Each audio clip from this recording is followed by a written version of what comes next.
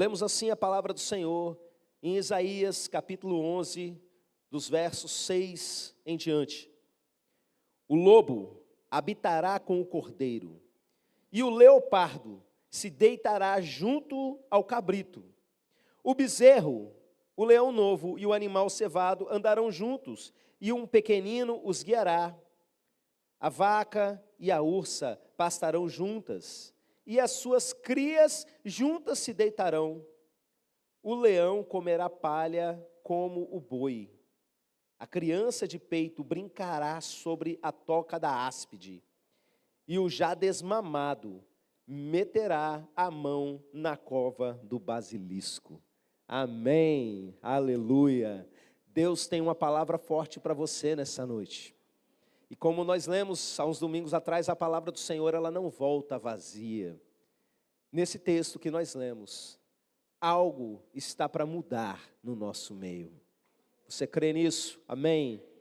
Irmãos, esse texto, embora a gente tenha lido só a partir do verso 6, quando você começa a ler o capítulo 11, ele todo está falando sobre a vinda do reino de Deus. O capítulo começa falando sobre a vinda de Jesus. Ele fala que alguém da família de Davi, usa a expressão rebento de Jessé, ele iria vir. E assim como vários outros textos dessa parte do livro de Isaías, nós temos uma descrição do reino de Deus. A vinda desse rei queria trazer um novo reino, com uma realidade totalmente diferente. Quando você olha para as profecias do Antigo Testamento a respeito do reino de Deus, você percebe que ele descreve elementos de vários momentos desse governo do Senhor, sem se preocupar muito com detalhes. Simplesmente vai lançando as informações. Mas a partir do momento que Jesus vem, a gente começa a ter um entendimento que esse reino, ele começa de um jeito, ele vai aumentando e ele se torna de forma plena. Jesus começa o seu ministério já anunciando, chegou o reino. É chegado o reino de Deus. Olha, o reino de Deus está dentro de vocês. O reino de Deus não está vindo com aparência visível, porque as pessoas queriam naquele momento um reinado político. Mas o próprio Jesus, ele vai dizer que vai chegar um momento, meus irmãos, em que ele virá com poder e grande glória. E vai começar ali, meus irmãos, um grande reinado. O livro de Apocalipse vai detalhar que parte desse reinado vai acontecer ainda aqui nessa terra, antes dessa terra passar e surgir novo céu e nova terra. Vai existir um governo, meus irmãos, e as coisas serão restauradas, até que finalmente vai acontecer aquele reinado pleno, maravilhoso. Mas, meus irmãos, independente do estágio onde nós estamos, da manifestação desse reino de Deus, a sua essência, ela já se manifesta desde o início. Existe algo, e que é o assunto dessa mensagem, que faz parte da maior expressão do reino de Deus, daquilo de mais forte quando o reino já está implantado, sabe? E tem a ver com esse texto, cá para nós, estranho, que nós acabamos de ler. Porque é um texto que vai tratar de uma realidade improvável, impossível, que é presa e predador convivendo juntos, com os filhotes brincando junto, criança brincando com cobra venenosa, leopardo dormindo junto com cabrito. Vocês já viram esses vídeos de leopardo pegando cachorro no meio da noite, pegando cabrito? Que coisa, bicho traiçoeiro, não é? Esse texto está mostrando para a gente uma realidade, meus irmãos, espiritual.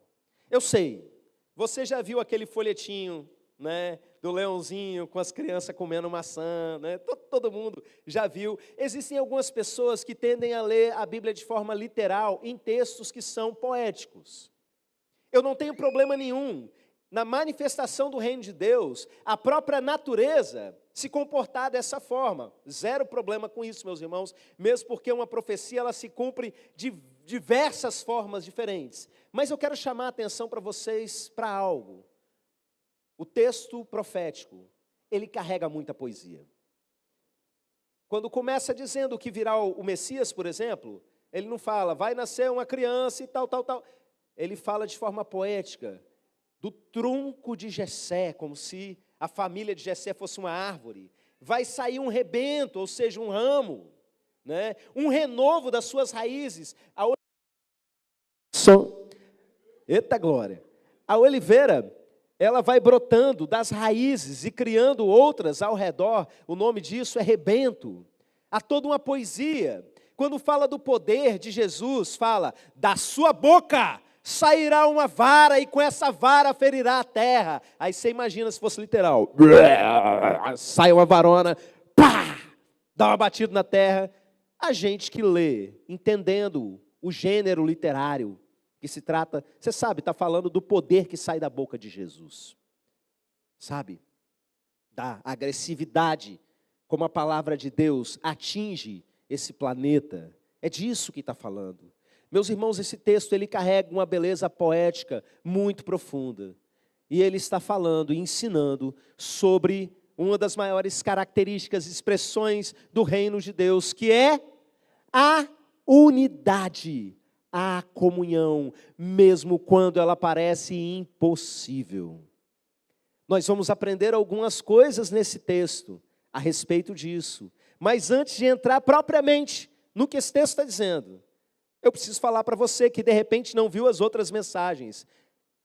O contexto que a gente está vivendo aqui como igreja. Nós estamos numa série de mensagens chamada Na Trilha do Avivamento. E o que é isso? Primeiramente, nós amamos avivamento. Essa é uma igreja que trabalha a cultura de avivamento. E o que é avivamento, meus irmãos? Nós aprendemos na palavra de Deus que em alguns momentos da história, Deus derramou da sua presença de tal maneira no meio do povo, que milagres pipocaram para tudo quanto é lado.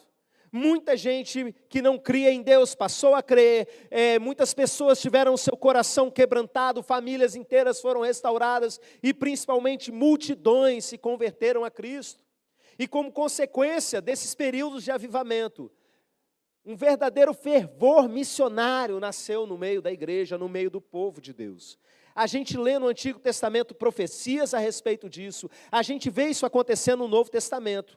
E na história da igreja, principalmente, mas não somente, nos últimos 300 anos da história, nós vimos muitos avivamentos acontecerem. E nós como igreja, nós estudamos essas histórias com aquele olho comprido, sabe?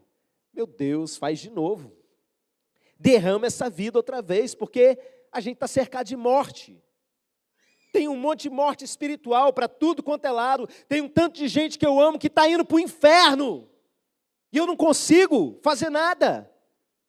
Manda um avivamento, meu Pai, faz de novo. Derrama vida e transforma tudo ao nosso redor. Por isso essa igreja ama avivamento, por isso a gente busca uma cultura de avivamento, meus irmãos. Mas Deus nos chamou a atenção para uma coisa. Às vezes, mesmo desejando muito o avivamento, a gente se perde no caminho. E eu dei o exemplo para vocês, de uma vez que eu estava subindo o mestre Álvaro com o pastor Ivan, e a gente tinha um lugar certo para ir, uma gruta lá perto do alto. E a gente estava todo equipado para isso. E a gente queria muito chegar, e estávamos ali com toda a disposição.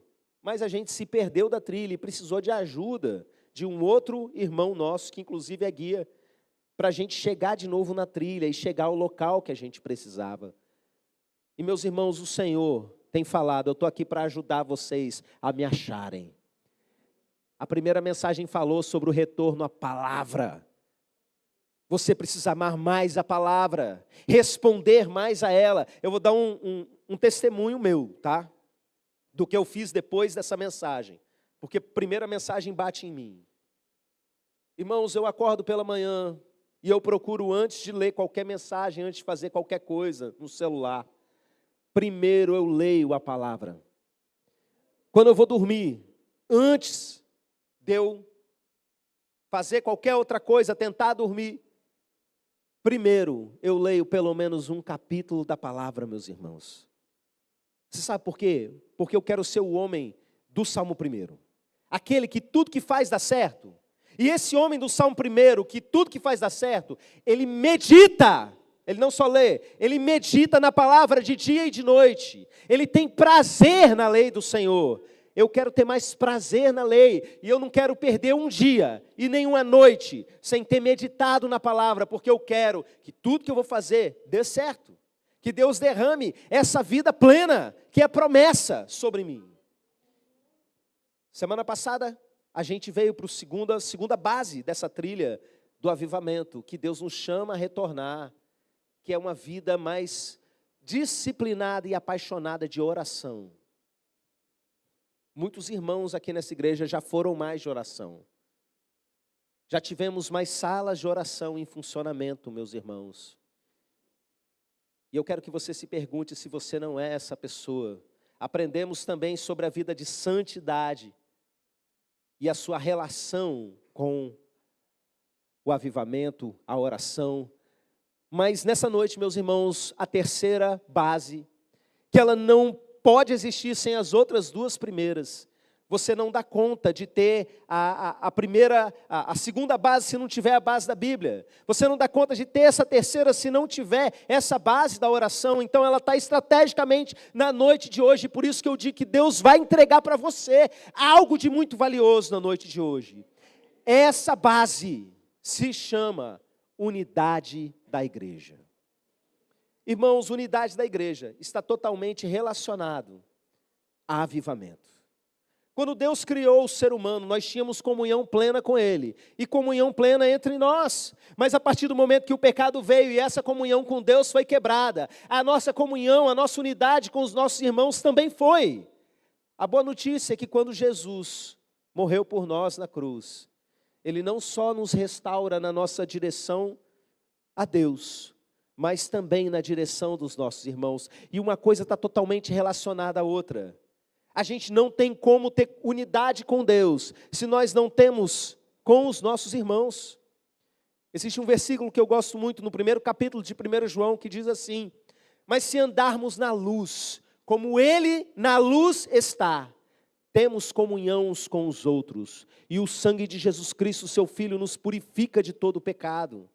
Você tem dificuldade de ter comunhão com os irmãos porque você não anda na luz. É muita gente perdida na multidão da igreja, dizendo: eu não consigo ter comunhão, eu me sinto perdido no meio da igreja, eu me sinto um peixe fora d'água dentro da igreja. Eu preciso te dizer que em algum aspecto da sua vida, você não anda na luz. Ou a palavra é mentirosa, você escolhe em que você acredita. Porque se andarmos na luz como Ele na luz está, temos comunhão uns com os outros, e o sangue de Jesus Cristo, seu Filho, nos purifica de todo o pecado. Há um tempo atrás o Senhor nos trouxe uma palavra a respeito de avivamento e comunhão, que eu quero só relembrá-la brevemente antes de entrar na mensagem desse texto, para que você vá com mais sede a essa questão da comunhão, a essa questão da unidade.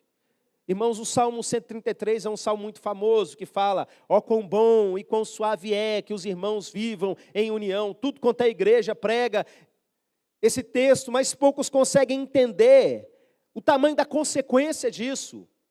Quando o povo vive em união, há uma promessa da parte de Deus. Ele diz que ali o Senhor ordena a bênção e a vida para sempre.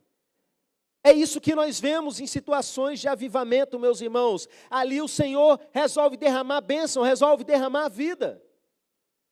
O Salmo, ele faz uma comparação muito forte. Ele diz que é como o orvalho que desce. Entenda que orvalho, lá na região de Israel, é a salvação para toda a vegetação em muitos momentos do ano, em muitas regiões. Algo que desce da parte de Deus, desce do céu sobre a terra trazendo vida. É esse o significado. E ele desce lá no Monte Hermon, mas o texto diz que ele cai aqui no Monte Sião. Ou seja, vem algo da parte de Deus e é derramado sobre todo o território. A vida de Deus vem e faz isso. Por quê? Por causa da comunhão dos irmãos. A segunda figura, que tem tudo a ver com avivamento, é quando fala que é o óleo precioso que desce sobre a cabeça, que desce sobre a barba de Arão, e desce até a orla de suas vestes. Irmãos, isso é muito profundo, porque o óleo da unção é representação do Espírito Santo na Bíblia. E da mesma forma é algo que vem de cima para baixo e é espalhado para o corpo inteiro, meus irmãos. É a bênção de Deus, a vida de Deus sendo derramada. Por quê? Porque o povo viveu em união. Algumas pessoas no decorrer da história entenderam isso e viveram um grande avivamento. Você sabe por quê? Porque decidiram virar a página de tudo aquilo que atrapalhava a comunhão entre os irmãos e receberam do Senhor a bênção e a vida para sempre. Eu não vou aqui contar várias histórias de avivamento, mas todas elas têm mais ou menos esse mesmo percurso. Conde Zinzendorf, lá, não vou conseguir lembrar o nome em alemão, da cidade, da vilazinha, os irmãos numa brigaiada terrível, refugiados de guerra, tudo num lugar só, cada um vindo de uma denominação diferente, um brigando com o outro, um passava em frente da igreja do outro e gritava para o pregador, isso aí é heresia, e coisas desse tipo, meus irmãos. O Conde Zinzendorf, com o grupo dele, debaixo de muita oração, falou o seguinte: se vocês quiserem continuar morando nessa vila, vão assinar um documento dizendo que vocês vão viver em unidade. Irmãos, mesmo sendo um negócio meio goela abaixo, como havia muita oração a respeito daquilo, as pessoas que estavam fazendo da boca para fora começavam a chorar, confessando publicamente os seus pecados, pedindo perdão. E a consequência disso é que o Espírito Santo foi derramado sobre aquele povo. E foi o avivamento mais longo da história. Só para vocês entenderem, uma sala de oração daquele povo durou cerca de 130 anos sem falhar. Imagina um culto que não acaba por 130 anos. E espalharam em 20 anos mais missionários do que a Europa inteira junto em 200. Uma vilazinha pequena, meus irmãos. Quando a gente olha, por exemplo, o avivamento da Rua Azusa, irmãos, é espetacular o que a gente lê daquela descrição do derramar do poder de Deus, mas saiba que antes, esses irmãos passaram por cima do orgulho denominacional, que deixa muita gente burra e cega espiritualmente. E eles começaram a se unir independente de igreja, para orar por avivamento. Esse povo, meus irmãos, recebeu o avivamento que eles buscavam. E o pastor Seymour, que estava lá sobre a missão da Rua Azusa, ele tinha um ensino muito forte. Ele dizia o seguinte: vocês estão proibidos de falar mal de outra igreja aqui dentro.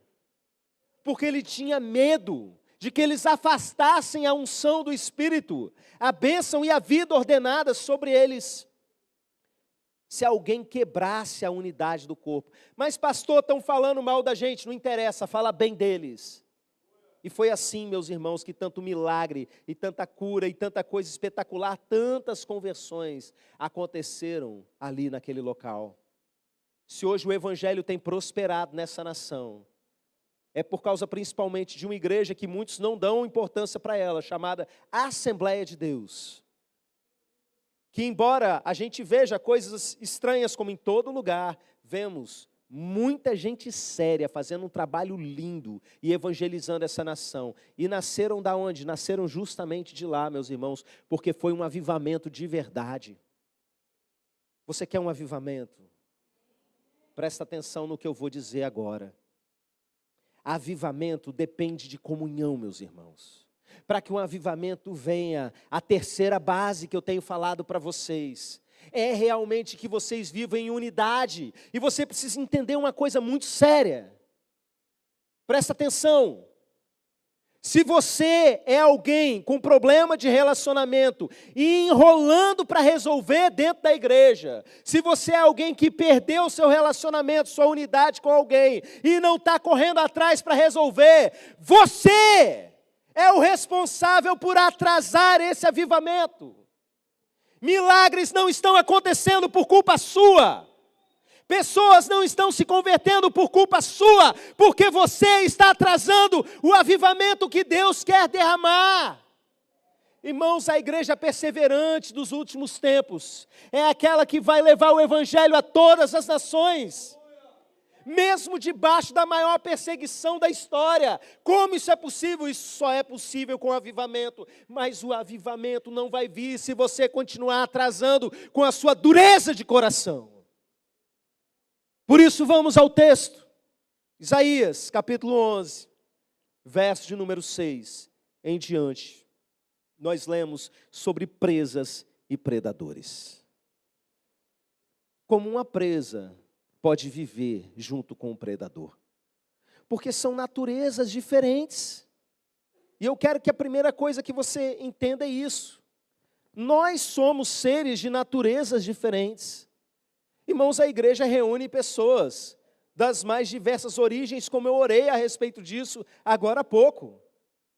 Tem gente com dificuldade de entender o que eu estou falando, porque talvez o vocabulário que eu esteja usando não seja acessível, mesmo a gente estando falando a mesma língua. É normal. Nós vivemos com pessoas diferentes em muitos sentidos, mas existe a nossa própria natureza de temperamento, aquilo que nós nascemos com ela.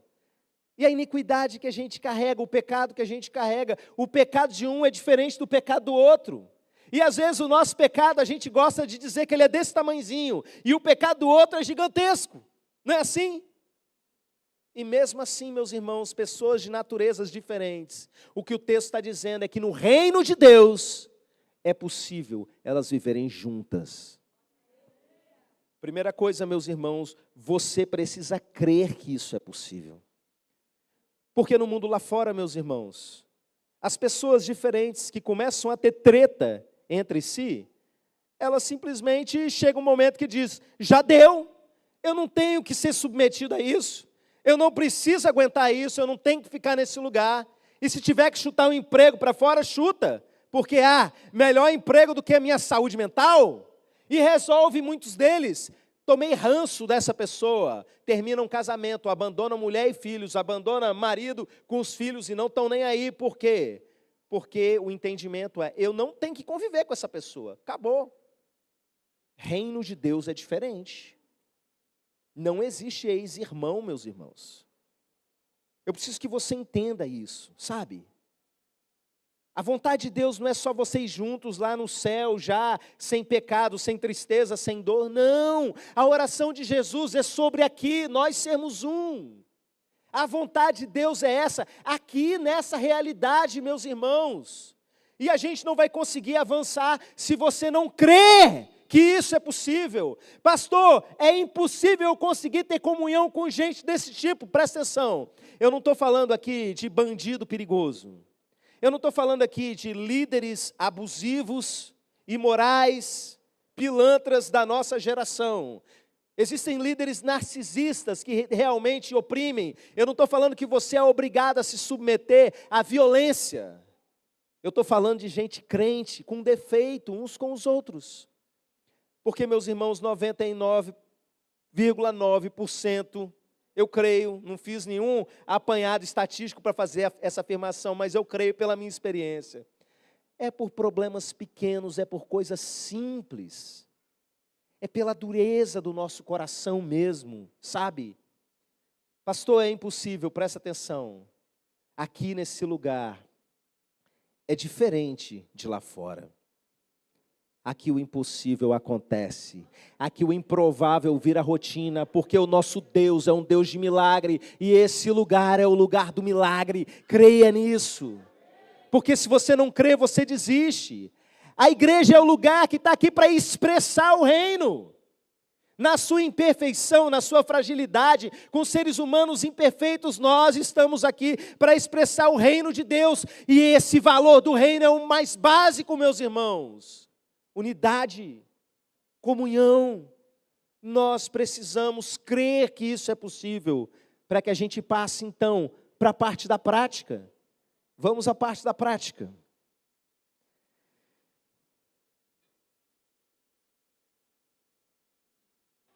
Repita comigo para ficar gravada essa mensagem na sua cabeça. Presas e predadores.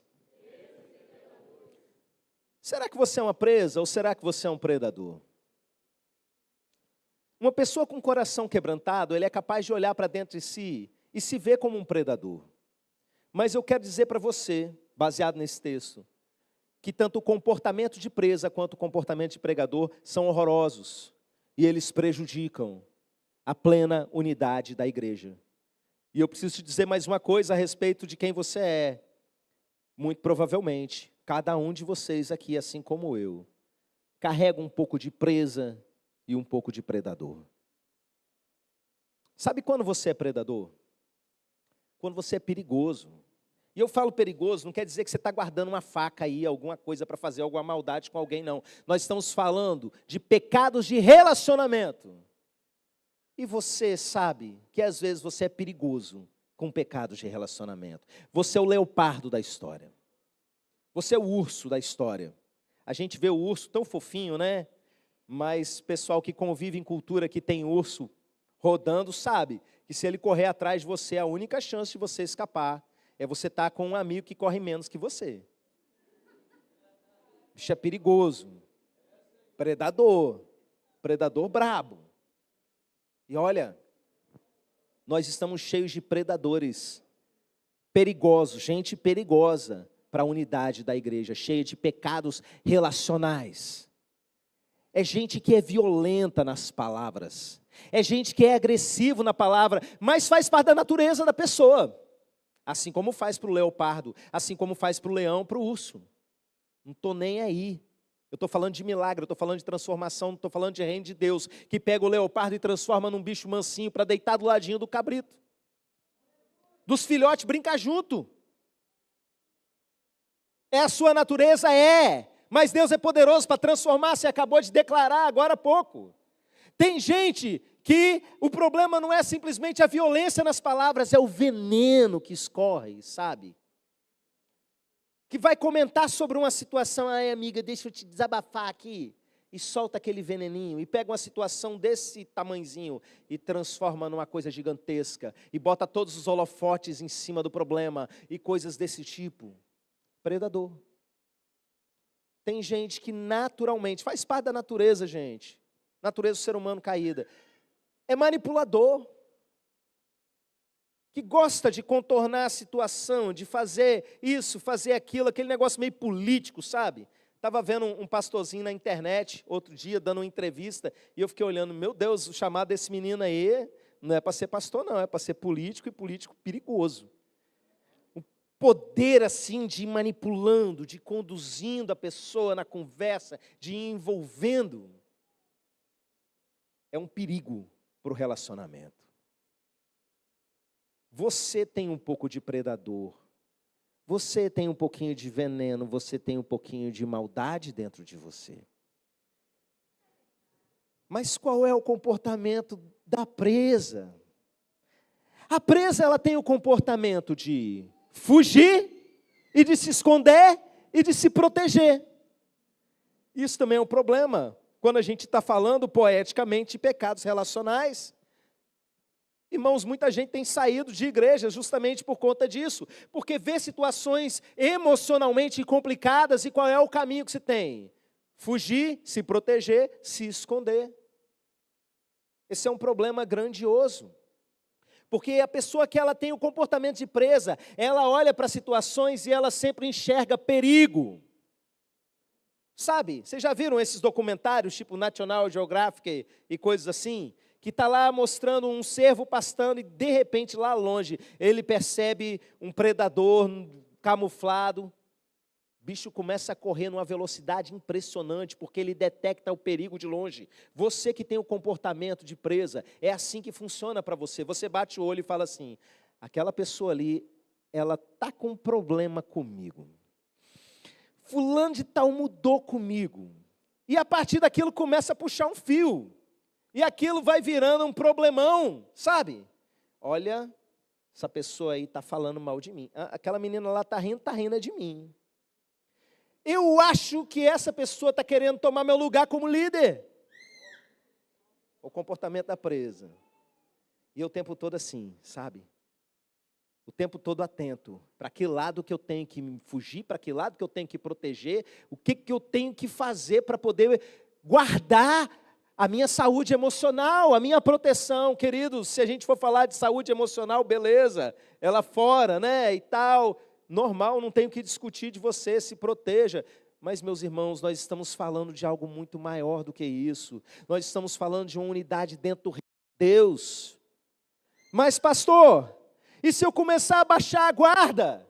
E se eu resolver andar junto com o leão, com o leopardo, com o lobo dentro da igreja? Eu vou me machucar. Aí eu digo assim, bem-vindo ao meu mundo. Bem-vindo ao meu time.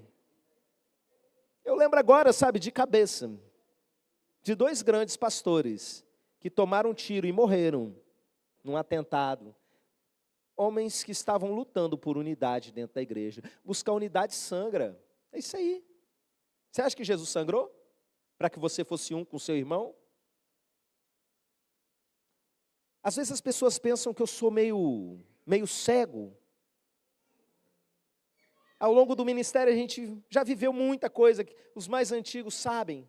A gente já viveu muita coisa difícil. E às vezes as pessoas olham assim, não é possível que o pastor é cego.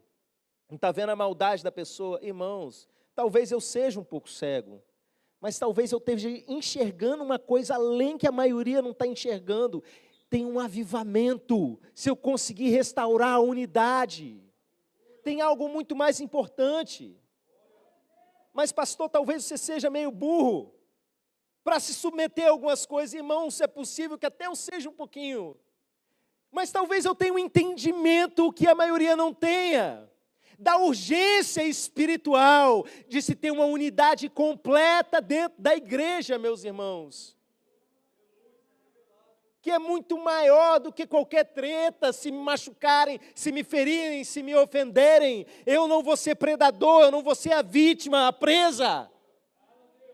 Eu estou aqui para lutar pela unidade. Quem é você, preso ou predador?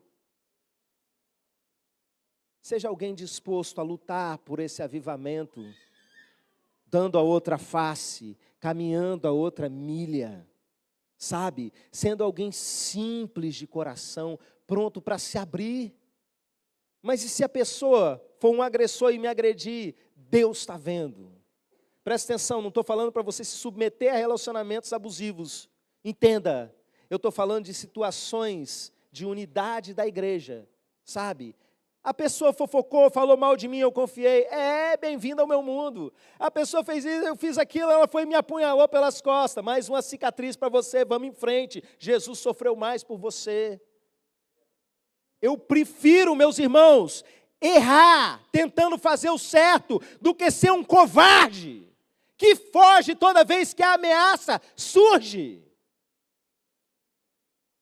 E aí a gente chega na terceira grande aplicação disso tudo. Para de fugir da comunhão da igreja. Irmãos, tem gente que se afasta da comunhão da igreja pelos motivos mais horrorosos. Não é porque, o pastor fez isso, o pastor fez aquilo, bateram não sei quem e tal. Não. É assim, eu estava um dia lá, e aí o irmão passou e não pediu licença. Gente, é sério.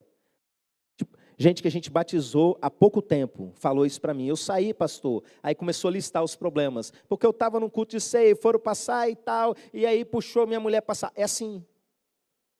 São rusgas assim, insignificantes de quem não entendeu o tamanho daquilo que está em jogo. O tamanho daquilo que está perdendo. Aí eu vim no culto, e aí era o culto das crianças, e aí fizeram isso e aquilo assim, não gostei, também não vou.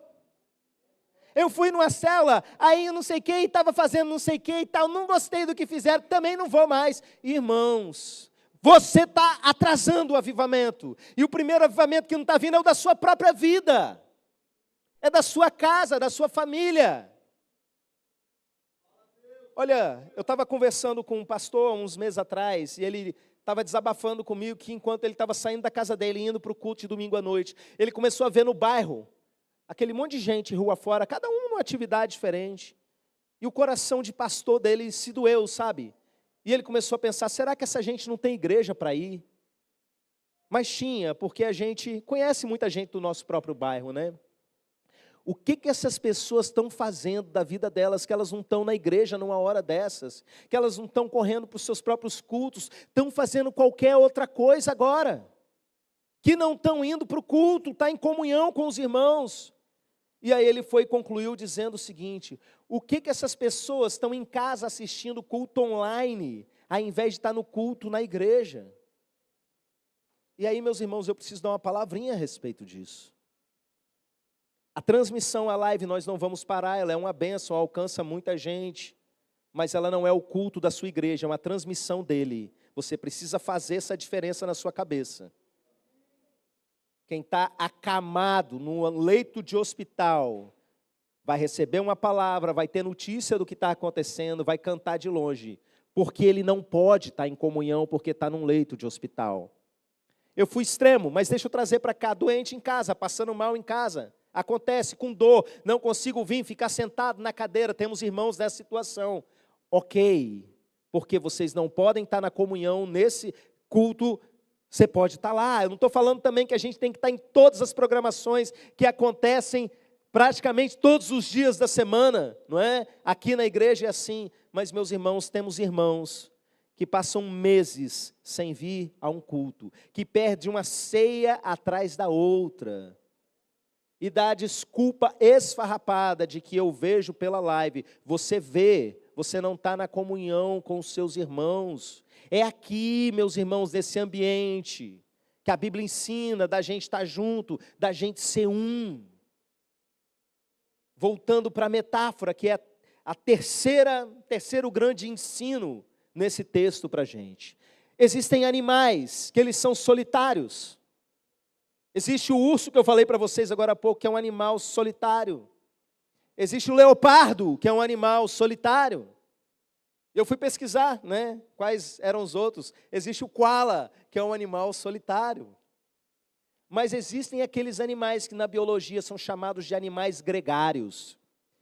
No reino de Deus, independente da sua natureza, você não é um koala.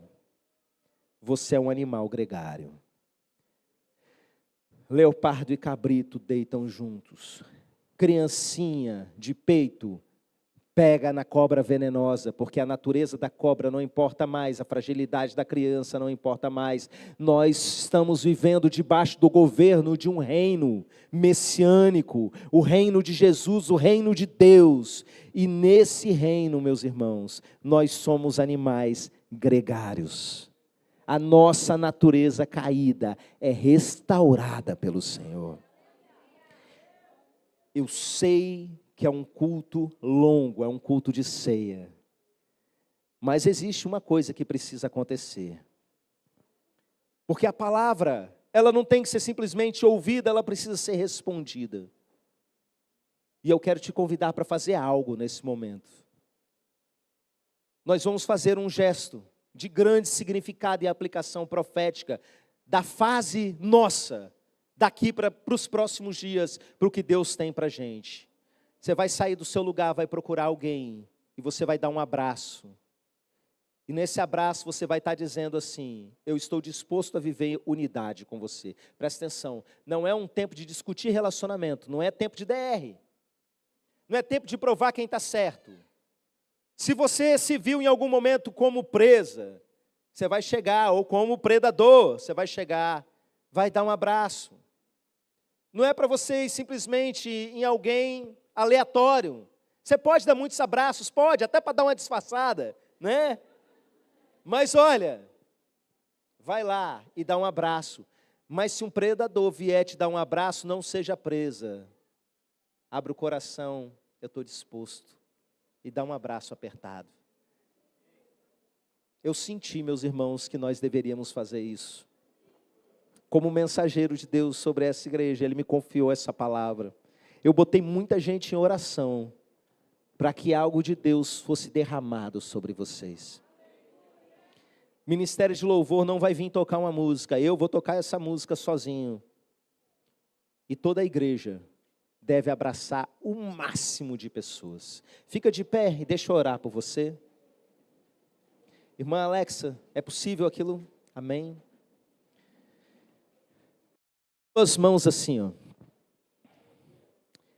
Meu Deus, nós não somos mais nem presa nem predador, somos filhos, filhos amados.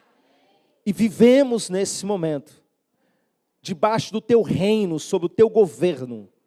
Por isso eu quero abençoar o teu povo reunido, os irmãos que nos acompanham à distância, meu Pai. Em nome de Jesus, que todos nós possamos viver um novo tempo, meu Pai. Não temos grandes problemas de relacionamento, graças a Deus por isso, meu Pai. Mas nós não queremos ninguém, nenhum de nós e nenhuma parte de nós atrasando o avivamento, meu Pai. Usa a nossa vida nesse momento, quebranta o nosso coração, nos rasga por dentro, rasga a nossa alma, meu Pai, para que nós sejamos esse povo do avivamento, pronto para amar, em nome de Jesus. Amém. Enquanto eu canto essa canção, ou aliás, enquanto eu pego o microfone, você já pode sair do seu lugar e dar um abraço. Se quiser orar com alguém, ore, mas faça oração curta para dar tempo de outros te procurarem. Amém? Podem começar.